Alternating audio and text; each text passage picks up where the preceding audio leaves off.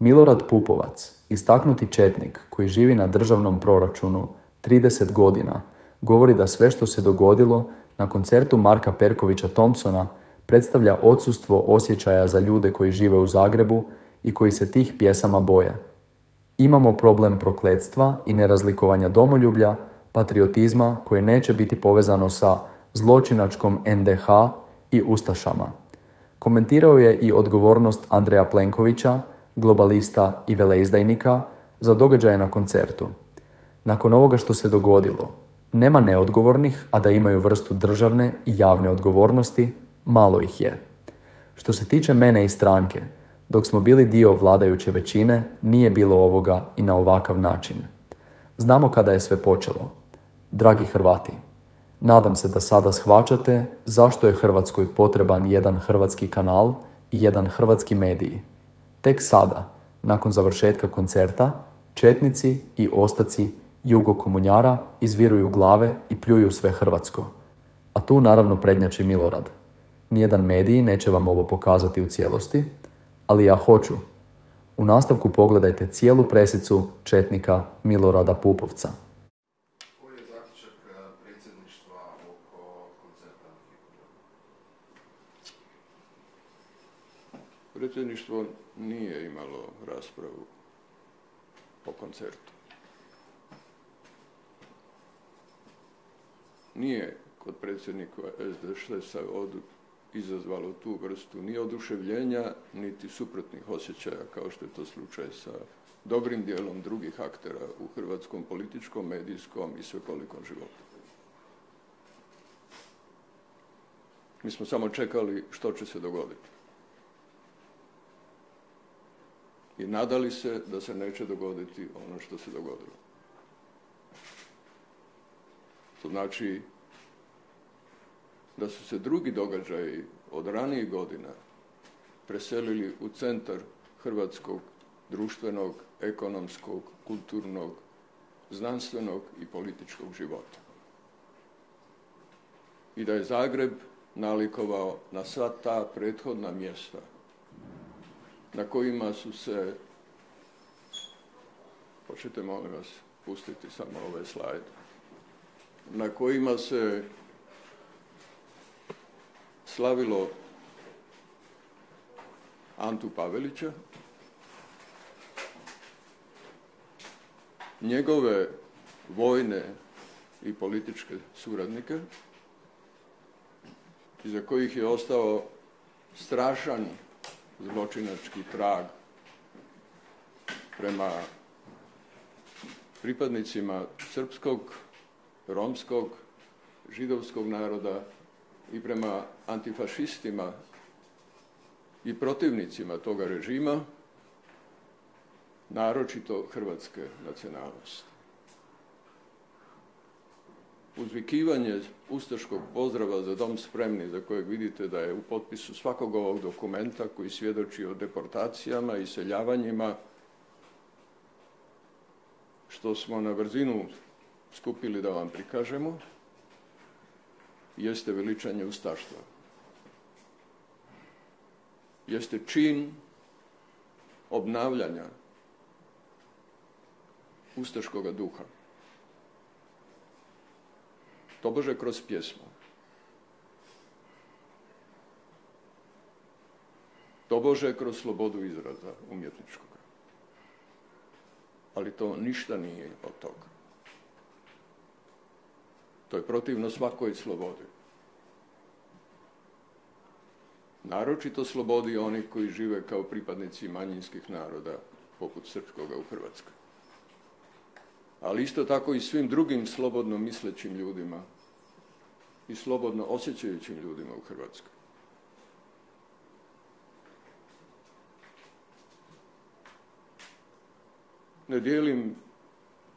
Ne smatramo se pozvanim da diskutiramo o različitim ukusima muzičkim,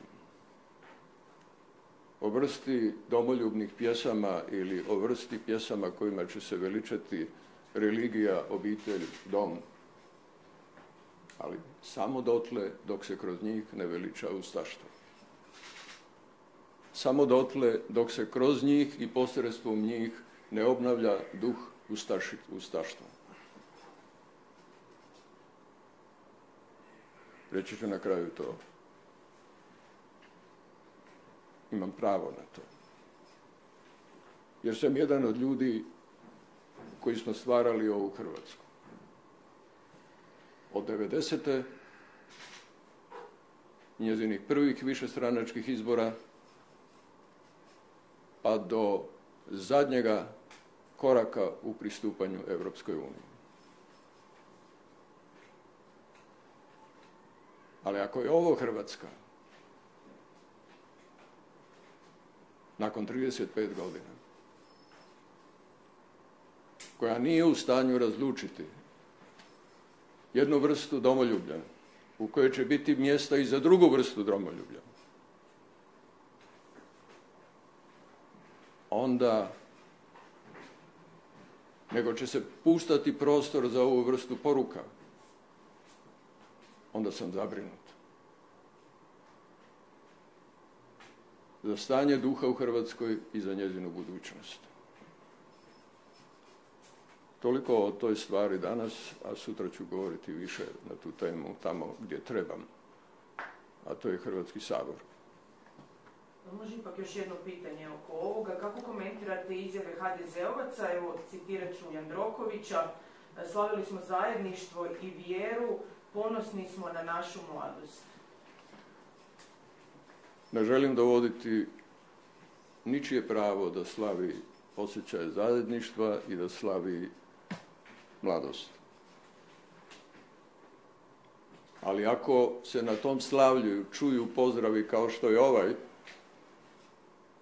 Za dom spremni, koji je stajao u potpisu svih dokumenata Nezavisne države Hrvatske, za otimanje imovine, izbacivanje iz kuća, iz stanova, kvartova i dijelova grada, za upućivanje u logore, za prisilno iseljavanje, za prisilnu asimilaciju, ukupno rečeno za politiku istrebljenja Srba, Židova i Roma,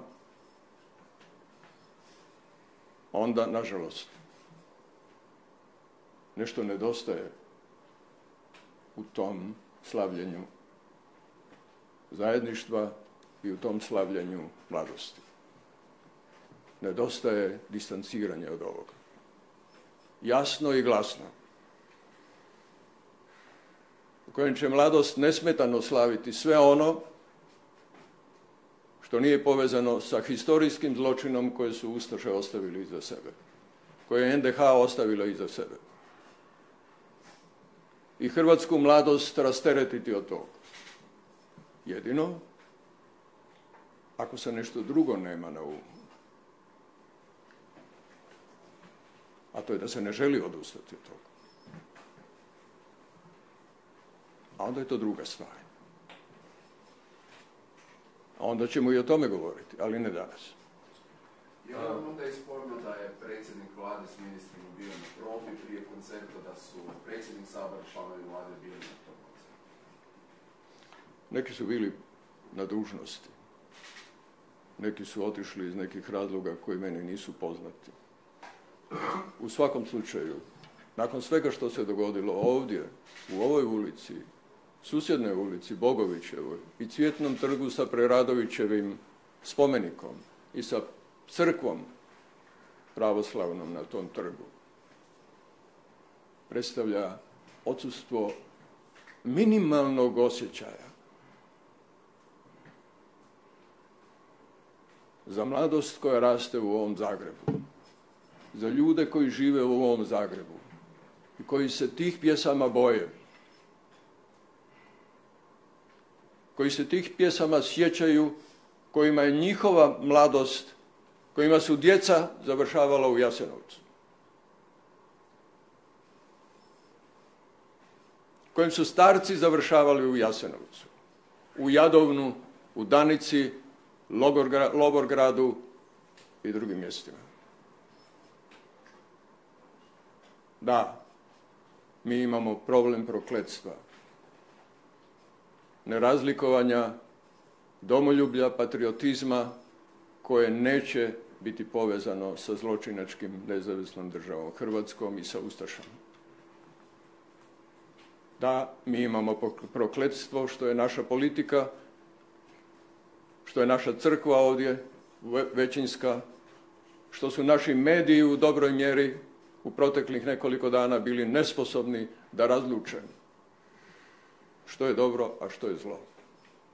I moje je pitanje, zašto se to ne sjeme,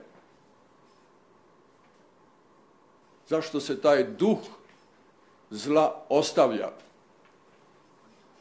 da truje to dobro, da skrnavi to dobro? Bojim se odgovora na to pitanje. Koliko se god bojim tih manifestacija, toliko se bojim i odgovora na to pitanje.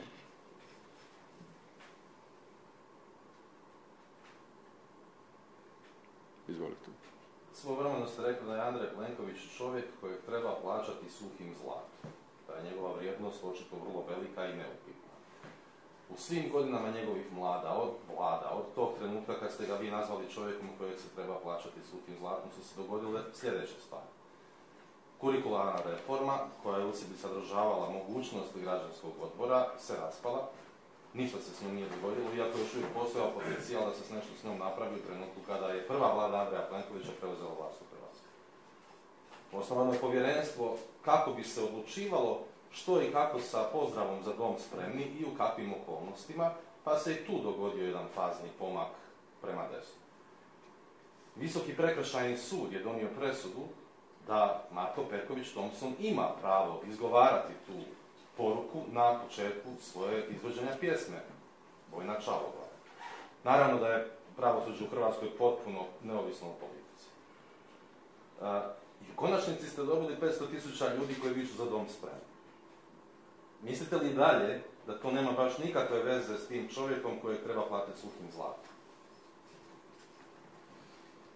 Koji je bio uoči koncerta sa svojom vladom na koncertu i čiji ministar unutarnjih poslova nakon svega sa zgrade Kockice u crnoj košulji govori da je sve prošlo super.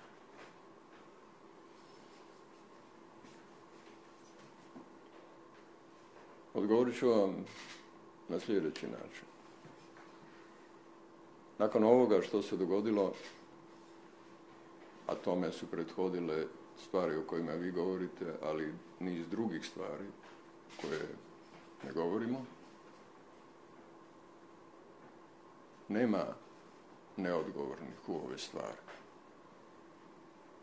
a da imaju neku vrstu državne i javne odgovornosti. Malo ih je. A što se tiče mene i stranke u čije ime govorim danas, dok smo mi bili dio vladajuće većine, nije bilo ovog i na ovakav način. Ako govorim neistinu, recite mi. Ja znam kad je sve počelo. I mi znamo kad je sve počelo i osjetili smo to prije nego što smo osjetili na svojoj koži.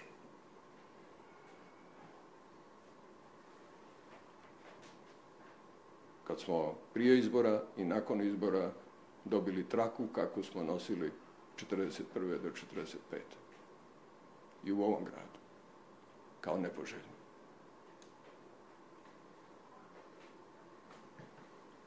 I budući da su emocije snažne u ovoj stvari, iznimno snažne, naročito za mene kao neko ko sebe smatra hrvatskim patriotom i koji je 35 godina svoga života dao i za tu stranu,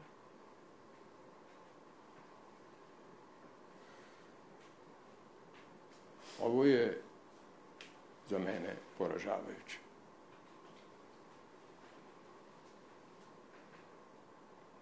Poštujem kolege i njihove osjećaje. Ali odsustvo minimuma osjećaja, odgovornosti prema onima koji ne misle tako, prema onima koje to smeta, prema onima koji vjeruju u druge stvari, prema onima koji su bili žrtve toga. To smatram teškom, grubom i historijski ozbiljno kompromitirajućom stvari. Hvala vam puno. Molim sam još jedno pitanje. Predsjednik Domovinskog pokreta Ivan Penava, vodeće povjerenstvo za rješavanje zapravo žrtava komunističkih režima, baveći se pitanjem Bleiburga, križnih puteva. Što očekujete od tog povjerenstva i treba li se to povjerenstvo baviti ovim temama, ali i temama svih onih koji negiraju žrtve Domovinskog rata?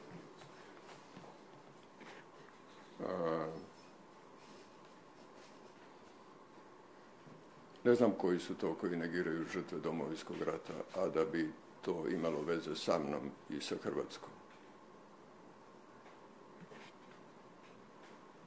Kao što znate, ja sam prije godinu dana spriječen da položim vijenac i za hrvatske žrtve Domovinskog rata na jednom mjestu. Na sreću, na drugim mjestima nisu me uspjeli spriječiti, kao što me vjerojatno neće spriječiti u buduće ni na tom mjestu.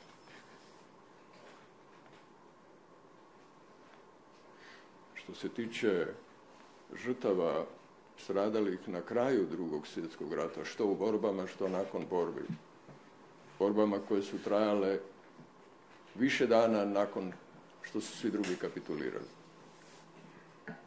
I oni koji su stradali nakon Drugog svjetskog rata, naročito civili, njih se sjećamo kao ljudi koji nisu smjeli stradati. I u mandatu predsjednika Ive Josipovića bio sam u Teznu i položio cvijet. I uvijek sam spreman otići na takva mjesta.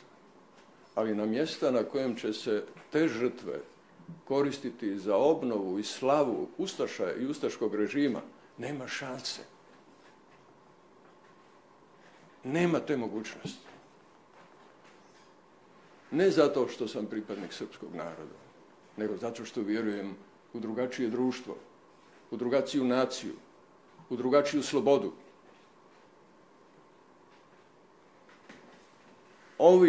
Ova znamenja ne ostavljaju prostor za raspravu. Ova znamenja ne ostavljaju prostor za slobodu. Ova znamenja ne ostavljaju prostor za riječ. To kako će ko gledati na Hrvatsku po njezinom uređenju i vrednostima koje će tu biti, to kako će to gledati na Europu i njezino uređenje, o tome možemo razgovarati. Od veoma desnih, a do veoma lijevih stajališta. Ali ovome razgovarati na način na koji se razgovara, a to je da se prešećuje, da se ne želi čuti, da se ne želi vidjeti, da se umanjuje. Pa nije šačica, grupica pojedinaca pjevala tako ovdje na 50 metara od ove zgrade, tako da se orilo u cijelom gradu. Juri, Bobanu i Poglavniku. Nije, dragi moj prijatelju, koji ćeš me vjerojatno čuti malo nakon ovog. Niti su svi ljudi koji su pjevali sljedbenici tog pokreta. Niti su svi ljudi koji su pozdravljali na hipodromu sljedbenici tog pokreta. To nema nikakve sumnje. Ali opasnost da se to dopusti može pretvoriti sve upravo u to. I o tome se radi. I o tome se radi. Ima li vaše odgovornosti što pitanje nije riješeno? Bili ste dugo u vlasti? Ima toliko koliko je pitanje jesam li mogao imati veću moć da to riješim.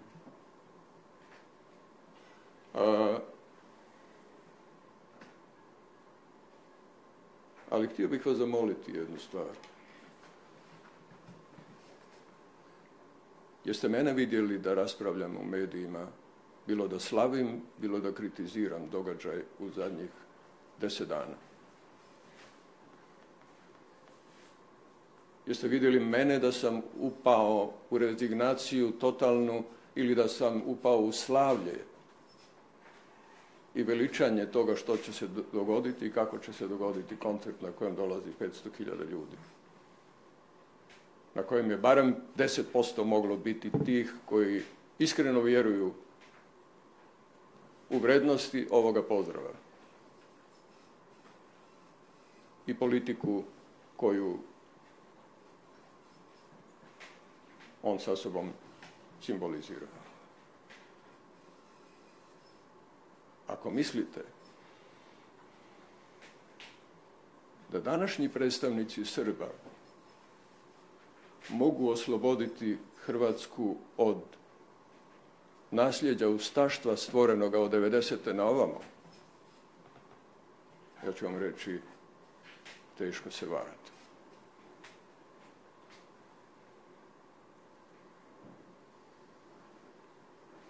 Mi se nikad s tim nećemo pomiriti, ali da mi to možemo osloboditi, mi nemamo iluzija. Bili u vlasti ili ne bili u vlasti. A razgovore na tu temu mogu bih vam prepričavati do sutra, ali to nije moguće. Hvala vam puno. Zapratite kanal King Invictus Official. Svakodnevno pratimo i neovisno izvještavamo o vijestima u Hrvatskoj. Borba počinje gdje mainstream završava.